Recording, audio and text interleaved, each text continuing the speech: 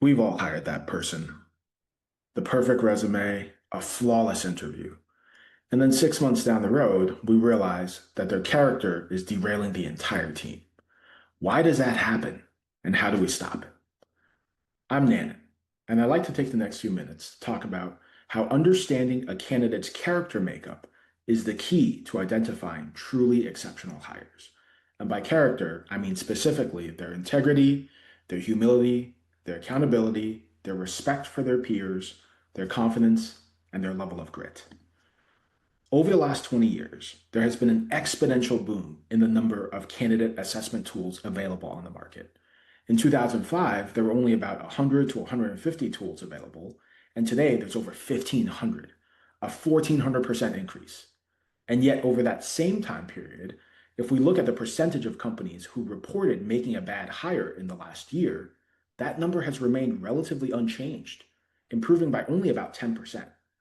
Now, that's not to suggest that all the tools are completely useless, but what it does indicate is that they're all missing something critically important, and that's the ability to assess for a candidate's character.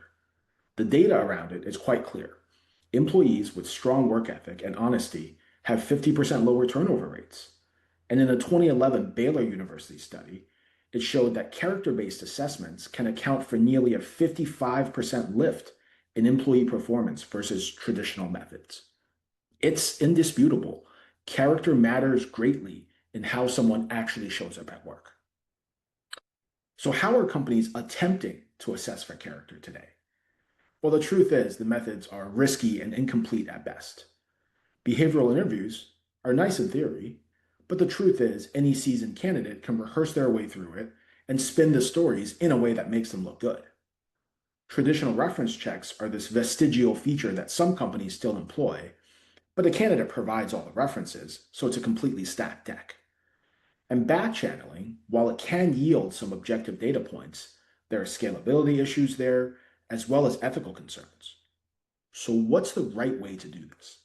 Well, as employers, what we want is we want to have a large number of data points about a candidate's character from people who have actually worked with them in the past, and most importantly, to do so with the candidate's full consent.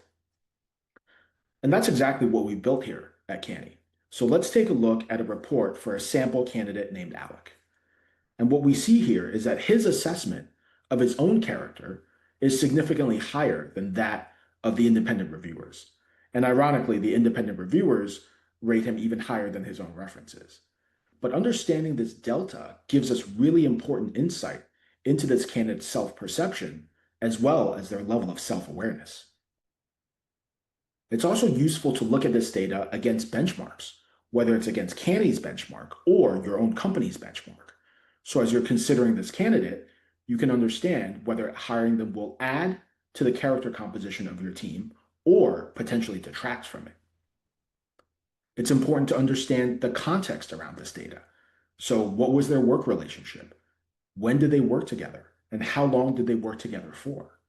So for example, a candidate's managers may have very different things to say about how they show up at work versus their direct reports. And lastly, and I think most interestingly, is the ability to view this data longitudinally. When we interact with candidates, it's at the singular point in time. But if we think about their development and their career, it's on an arc, and it's important to understand the trajectory of that arc. So let's zoom in on one particular trait here, which is Alec's grit. And what we see here is that 5+ years ago, his grit was quite good. In his last role, it was a little bit less good. And now in his current role, it's better than ever. We also know that based on the information from the reviewers, that people who have worked with Alec for longer have better things to say about his grit. Now, there are plenty more insights that we can dive into, but ultimately, we have to remember that character is what determines whether someone owns up to their mistakes, whether they uplift their team, and whether they stay when things get hard. So let's make sure to measure it. Thank you.